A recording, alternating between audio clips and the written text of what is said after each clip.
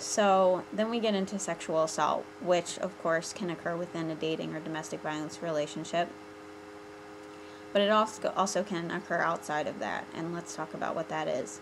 So this domestic and dating violence is systematic. It happens, it's a cycle where it occurs constantly within a woman's life. Not constantly, like all day long every day, but like over a course of months or weeks or years. Sexual assault is an event. It's rape. It can be defined as verbal, physical, or visual abuse that forces a person to consent to sexual contact or attention. So assault is a broader term that encompasses also rape or, physical abuse, touching, things like that. Within rape,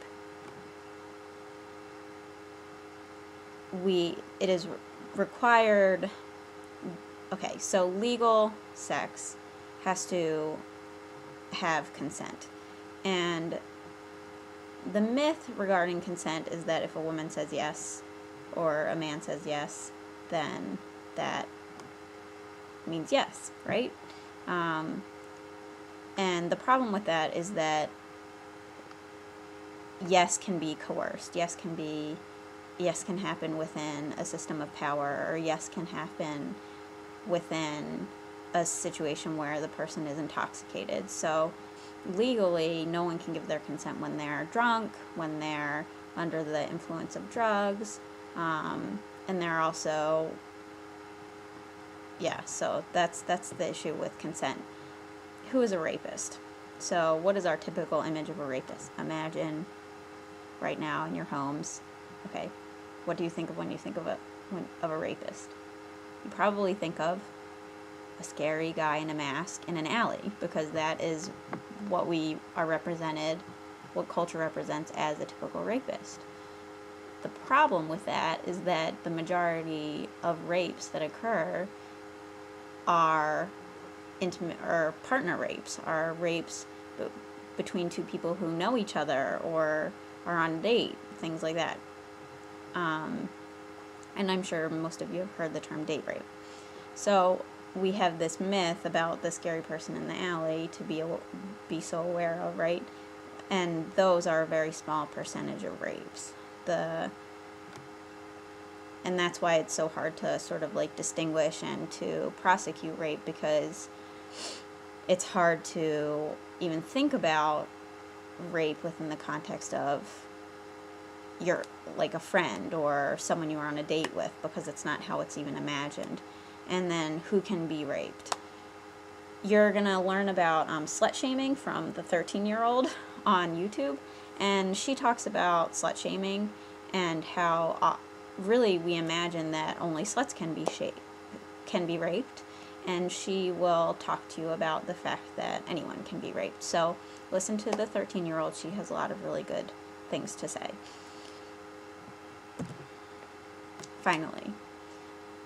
Next, let's talk about the systems that inform us about these things, where we get our images of violence against women, and why violence against women is normalized in our society and systematized.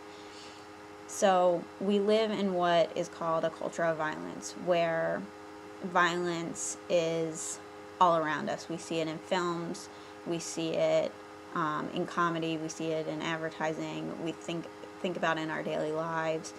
So it's not surprising to us when violence occurs, because we live in a culture where violence is like expected almost, right? We take cautions against violence because we live in a culture where violence is almost imminent. And I don't mean for this to sound like overly scary, but if you really think about it, like all of the things that are sold to us for our security is part of the idea that we live in a culture of violence. Like, you need to protect yourself, right, against this violence that is coming.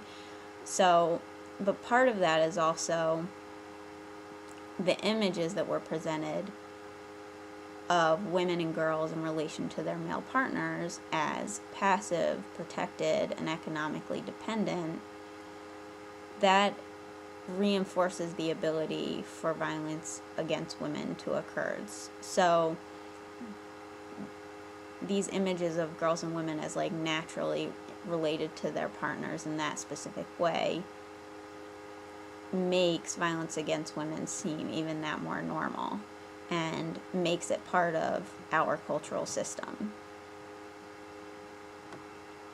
And hopefully you can start noticing this in media, because that's the thing that you're surrounded by that will really represent this often. When you see in films and stuff representations of violence, notice who it's against, notice what's going on, and think about, like, how is this reinforcing the idea that we're in a culture of violence, the idea that girls and women are passive to male partners, that they're protected, that, you know, that violence against women is a normal thing. Okay, continuing with normalization, you can notice rape jokes, rape as presented as comedic on television. This makes it something, so by being able to laugh at it, we're even more integrated into the idea that it just happens, right, and that it's normal in advertising and comedy bits. And as I was saying, think about where you see rape occur, who is the aggressor and who is the victim, and what does this do for the way we think about rape and the way we experience rape. Victim blaming. So when we get into victim blaming, and this is connected to slut shaming, which you'll learn about on YouTube,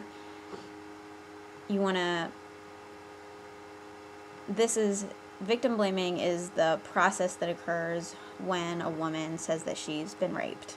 And these are the questions that she's asked, the way that she's treated, the way she's responded to, which often, and you may have thought about these things, are things like, well, what were you wearing? Okay, you were wearing a short skirt. Well, why, why were you asking for it? Like, were you, right?